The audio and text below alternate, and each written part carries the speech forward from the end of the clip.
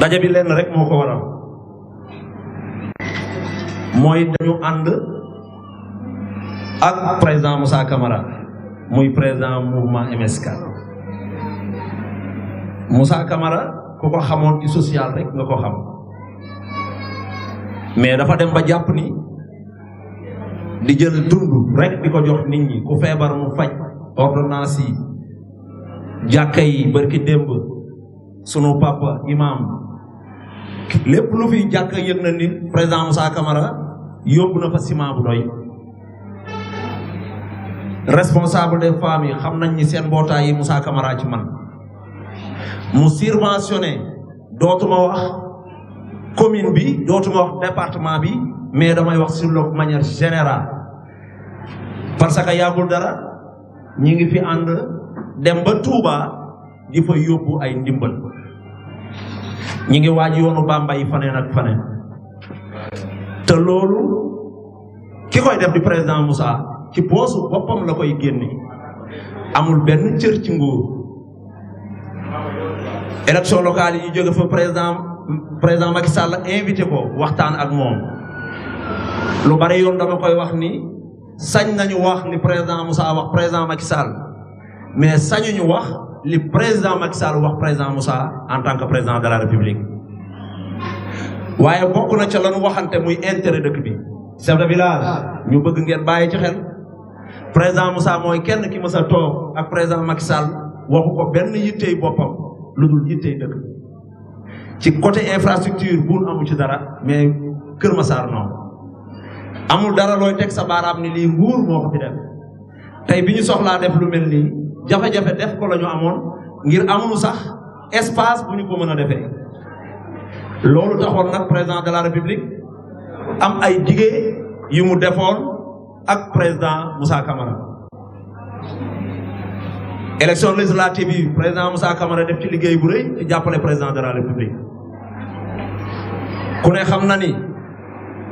président Macky Sall joxe na ay cëru ministère ba loola jeex na féete na boor mi ngi toll ci beneen phase bu nu defee ba monsieur le maire Moustapha Mbengue ñu def ko au conseil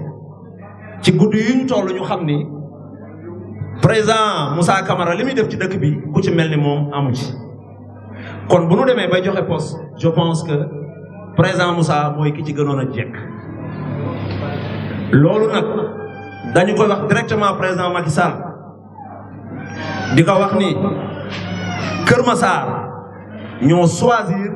président Moussa pour président de la République jox ko cër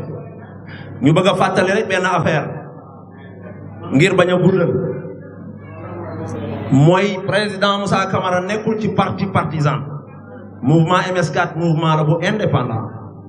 mouvement la boo xam ne benn yitte la am mooy nan lay def ba fii ñu dëkk di Kër Massar mel ni gën loolu nag invité nañ ci ñëpp ñu bëgg leen wax ni mouvement bi merewul régime bii fi nekk merewul opposition bii fi nekk parce que ku ci nekk yaa ngi ci sa dynamique benn soxla la ñu am mooy naka la ñuy def ba ànd ak koo xamante ni bu ñu àndee ak moom dëkk bi dina ci gis boppam ñu leen di prévenir pour wax leen ni politique mën nañu boole ku ne dañu jàpp ne nag ganaar du topp sàmmkat ba bàyyi bojjukat ba ndax soxla yi ñu am état moo ko mën état bu fi nekk président Moussa ak ñi mu àndal dañu am obligation wu ànd ak yow juste pour l'intérêt dëkk bi kon ñi ngi koy wax di ko waxaat c'est pas président Moussa moo am choix wu diriger nit ñi mais nit ñi ñoo am choix ci président Moussa Camara. ñaar ba ñett parce que président Moussa bu ñuy wax li mu fi def duñ fi jóge ASC yi fi nekk ci dëkk bi ku ne xam na ni dañ leen war di subventionné dëkk bi am na maire am na président conseil départemental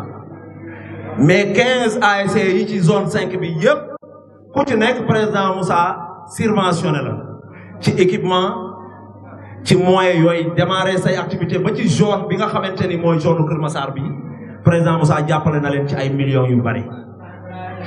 yi fi nekk di ay juma ak i jàkka toll ci ñu war leen a réfectionné président Moussa jox na leen ay tonnes ciment pour jàppale leen jigéen ñi formé nañu leen ku ci nekk président Moussa fexe na ba ñu am ay formation mais état waroon na fexe ba seen formation boobu ba jot seeni diplôme ñu permettre leen ñu exploiter ko loolu nag poosu président Moussa rek doyu ci dafa laaj poosu nguur kon jot na sëkk président Moussa waxuma président Macky Sall mais président Macky Sall mi fi nekk tey ak ku fi mën a nekk suba ci est obligé à ce que nga jàppale président Moussa ci jox ko cër yi ñëpp am pour defar dëkk bi waaw xam nga gox bi manque yi dafa bari tey fii ñu ñëw rek état de santé la boo xamante ni budul woon yàlla lim ñu dimbali fekk ñu fi benn patient waruñu ko fi woon a def parce que amuñu benn espace boo xamante ni mën nañ fa def activité dëkk bi amul lycée amul foyer amul maison de la femme amul fenn fu jigéen ñi mën a organiser woo jeunes yi amuñu ay aire de jeu loolu ñu dëkk fii ñu dëkk ci Kër Massar Nord di dëkk Ndakaaru je pense que loolu waru fi woon mën a am li ñu gën a amal solo mooy dafa am ay financement yoo xamante ni mi ngi am ci Sénégal ak li ko wër Kër Massar Nord jotagul cëram pour ay jigéenam sunu xale yaa ngi nii seen yaay yi di jàmbaar dañuy jàng seen waajur yi góorgóorlu seen i jàng ba mu sori te bu nu demee ba toll ci seen i cycle secondaire malheureusement amuñu sax lycée bu ñu dem mais lycée bi nga xamante ni foofu la ñu war a dem il faut que ñu dem ba Yëmbal wala Kër Massar mu nekk ay espace yu sore te vraiment loolu rafetul te gënul ñuy ñaan état bàyyi ci xel ba nga xamante ni vraiment ku fi jàngati ba toll ci war a dem ci cycle secondaire yi doo sori waaye fii nga yem ci Kër Massar. waaw ñi ngi ma koy souligner léegi di wax ni jeunesse bi ñu ngi nii ci sunu wet activité sportive yi bari na ñuy sonn amul kenn koo xamante ne yaa ngi xalaat sa doom tey tabbi ci équipe nationale Sénégal et que équipe nationale ñun ñëpp ñoo ko bokk pourquoi parce que amuñu fu nu mën a exploiter seen talent ce que veut dire stade bu baax amul ci dëkk bi loolu du yoon mbaaw gii nga xamante ni ca la ñuy dem di fubali parfois ñu dem Malika di fa fekk ci ay situation yu compliqué je pense que département bu toll ni département bi fii ci Kër Massar war na mën a am stade bu baax. waaw jërëjëf mon frère li ñu bëgg a wax ci loolu mooy wolof yi dañuy wax yab say waajur mënul passé ñu jur la fi la war a juree yar la ni la war a yare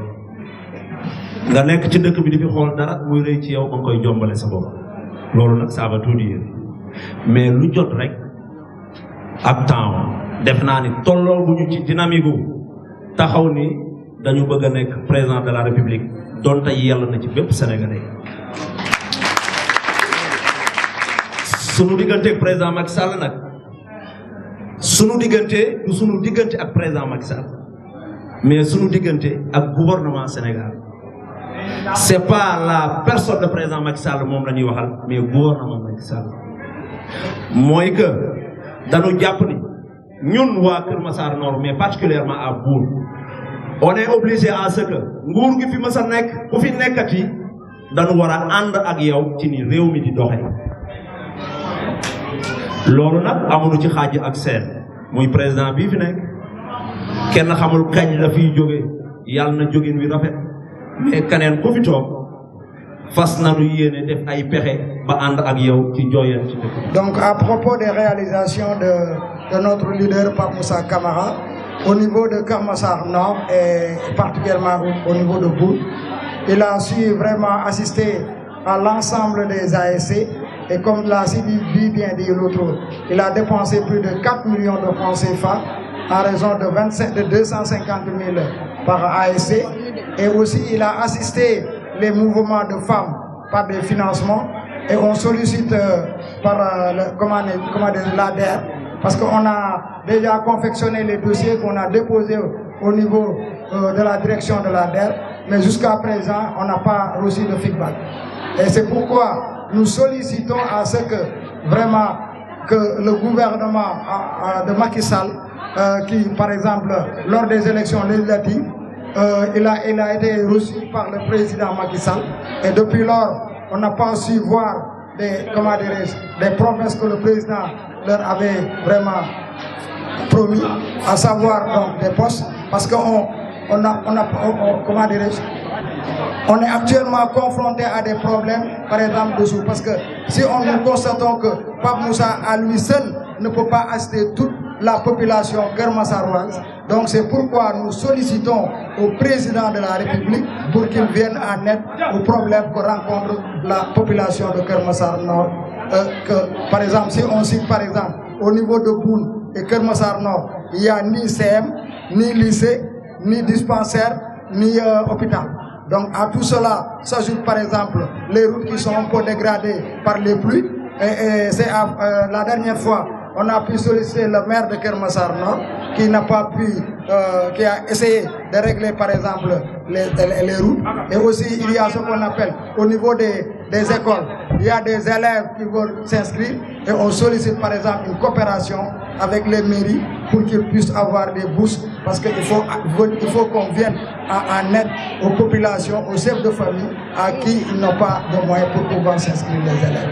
Voilà les différents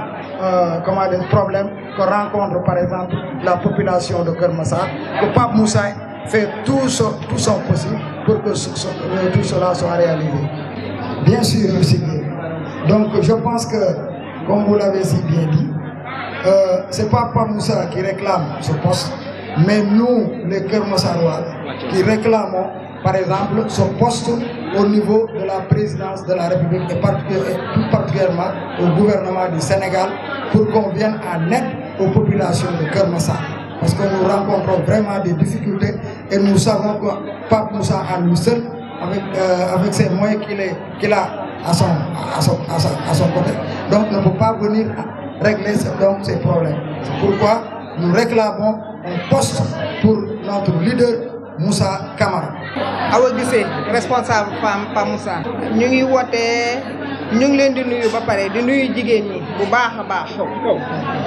ndaxte jigéen ñi moom boo leen woowee duñ des ginnaaw fii ay jigéen doo nga fi ne te jigéen ñëpp waa Nord bi ñu ngi si ginnaaw Pape Moussa Camara président Pape Moussa Camara. Pape Moussa Camara école yi avant muy tijji dafa dem fii si Nord bi école bu ne ndox bu fa nekkoon mu ngàcc ko dindi ko del suuf fay ay camion suuf ñu sotti ko ci école yi ba xale yi mun a jàngi loolu yëpp mu ngi koy def fii ci moyen boppam jigéen ñi tamit mu ngi leen di jàppale ci ay moyen boppam lu ci des mooy président nag ko geesu ndaxte moom mu ngi jàppale nit ñi ci moyen boppam kon nag bu ko jàppalee dina gën a baax ndaxte moom bëgg na jigéen ñi avancé te jigéen ñi ñooy jàmbaar jigéen ñi léegi bu ñu xëyee bul góor ñi jékkatee 100 francs teg fa lu ci des yëpp jigéen ñi la jàng xale yi jigéen ñi la seen dem jàngi ji école di fay paas yi ñoom la kon nag président Macky Sall ñu lay wax ne na ngay gëstu Pape Moussa fii ci Nord bi mu ngi fiy def lu nekk nag di xar tànk tubéyam di jàppale jigéen ñi ak góor ñi ak xale yi ak ndaw ñi